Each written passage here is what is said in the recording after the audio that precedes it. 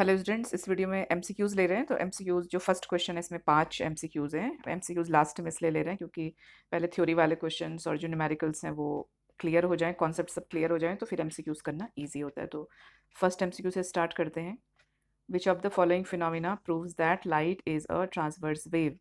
तो again conceptual है ये, बिना कॉन्सेप्ट के नहीं होता। तो देखेंगे पहले कि क्या है। तो फर्स्ट आप देखेंगे कि ट्रांसवर्स वेव्स के लिए क्या ज़रूरी है, क्या इंपॉर्टेंट करेक्टरिस्टिक है इसका। तो ट्रांसफर वेव्स का कि जो इसका प्रोपगेशन का डायरेक्शन है, ये डायरेक्शन है प्रोपगेशन का, और ये पार्टिकल है, ये पार्टिकल के ऑसिलेशन का डायरेक्शन है, मतलब इसके परपेंडिकुलर डिस्प्लेसमेंट कैसे हो रहा है, परपेंडिकुलर डिस्प्लेसमेंट है, परपेंडिकुलर ऑसिलेशन है, और किस डायरेक्शन के प्रोपगेशन के। तो ये प्रॉपर्टी होती है।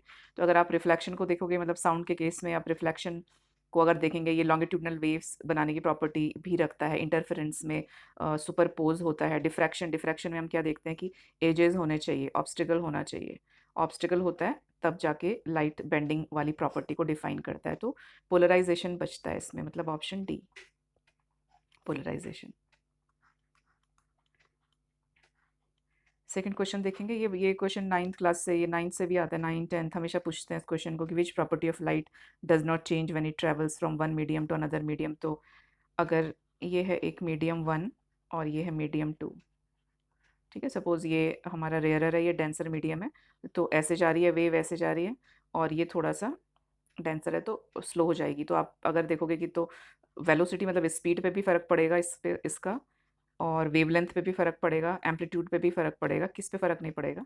एम्पलीट्यूड पे भी फ़र्क पड़ रहा है, देखो एम्पलीट्यूड डिस्प्लेसमेंट पे फ़र्क पड़ रहा है इसका, और ये इसके वेवलेंथ पे भी फ़र्क पड़ रहा है। ठीक है, सक्सेसिव जो हमारे क्रिस्ट और ट्रॉफ्स हैं उनके बीच के डिस्टेंस में भी फ़र्क पड़ रहा है। किस पे फ़र्क नहीं पड़ रहा है? फ्रीक्वेंसी पे फ़र्क नहीं पड़ता है। एफ लिख सकते हो आप, न्यू भी, इसको न्यू एन भी कह सकते हो, न्यू भी कह सकते हो। तो फ्रीक्वेंसी पे क्यों फ़र्क नहीं पड़ेगा? क्योंकि फ्रीक्वेंसी हम देखते हैं, अगर फार्मूले के बेसिस पे आप देखें तो N is equal to V divide by lambda होता है।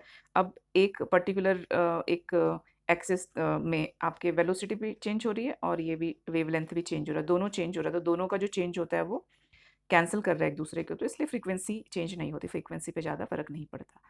तो थर्ड क्वेश्चन है, ये रिड्यूस्ड पोर्शन है तो इसको रहने देंगे।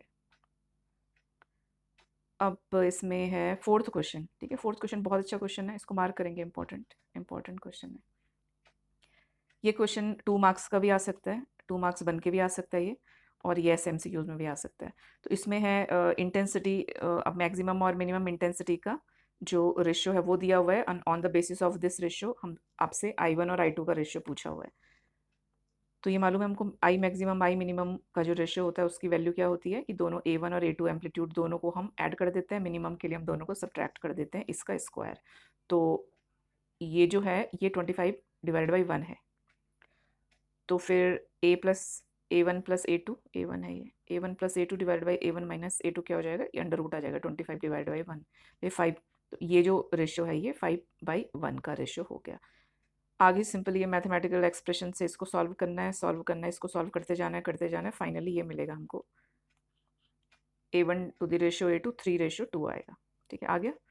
अब इसके बाद ये रिलेशन हमको मालूम है, I1 is equal to A1 का स्क्वायर होता है, I2 is equal to A2 का स्क्वायर होता है, और यही रेशियो हमको चाहिए। I1 divided by I2 is equal to A1 का स्क्वायर डिवाइडेड बाई A2 का स्क्वायर। तो ये 3 3 9 हो जाएगा, ये 2 2 4 हो जाएगा, मतलब ये आंसर होगा इसका, ये वाला। फिर ये भी बहुत अच्छा क्वेश्चन है, इसके आंसर आपके डिफरेंट डिफरेंट मिलेंगे, आपको थोड़ा कंफ्यूजिंग है, बट इसका जो एग्जैक्ट आंसर है वो बताती हूँ। देखो ये अंडरस्टूड है कि क्यों चेंज नहीं होगा कुछ भी। अ यंग्स डबल स्लिट एक्सपेरिमेंट, ये डबल स्लिट एक्सपेरिमेंट है, यहाँ पे 2 स्लिट हैं सपोज, एक मिनट, ठीक है, यहाँ पे ये हमने की ऐसे, ये स्लिट है। अब इसके आगे ग्लास पुट कर रहे हैं, ठीक है, कैसा ग्लास है ये, इक्विडिस्टेंट, इक्विडिस्टेंस दोनों S1 S2 से, दोनों जो स्लिट्स हैं उनसे इक्विडिस्टेंट है ये ग्लास। तो इसका मतलब जब यहाँ से वेव्स ट्रैवल कर रही हैं ऐसे, ये ट्रैवल कर रही हैं ऐसे, यहाँ से भी ट्रैवल कर रही हैं ऐसे, तो जो भी इफेक्ट होगा वेव्स इस वाले पार्ट से भी और इस वाले स्लिट से भी, जो वेव ट्रैवल कर रही हैं उन पे ये जो थिन ग्लास शीट जो भी इफेक्ट करेगी वो इक्वल करेगी। इन दिस केस इसमें क्या होगा, पाथ डिफरेंस ज़ीरो होगा।